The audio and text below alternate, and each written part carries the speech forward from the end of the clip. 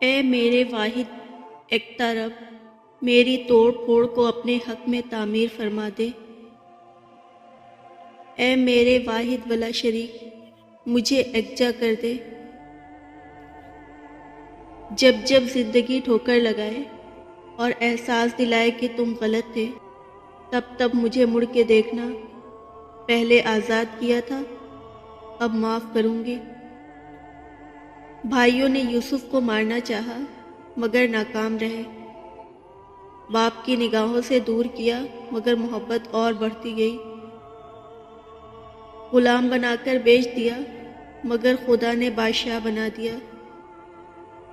اس لیے لوگوں کی چاہت سے تم پریشان مت ہو، کیونکہ اللہ کے فیصلے اور چاہت سب پہ بھاری ہے۔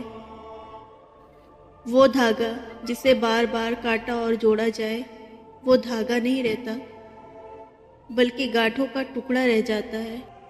اسی طرح رشتوں میں احتیاط کریں، ورنہ بار بار کاٹے اور جوڑے جانے سے رشتے بھی صرف نام کے رہ جائیں گے۔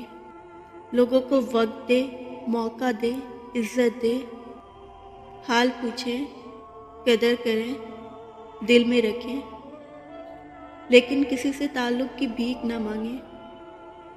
آج کی گہری بات، کسی کی راہ میں ناحق مشکلات پیدا کرنے سے پہلے سوچ لے کہ اللہ رب العزت کی عدالت میں حقوق العباد کی معافی نہیں ہے۔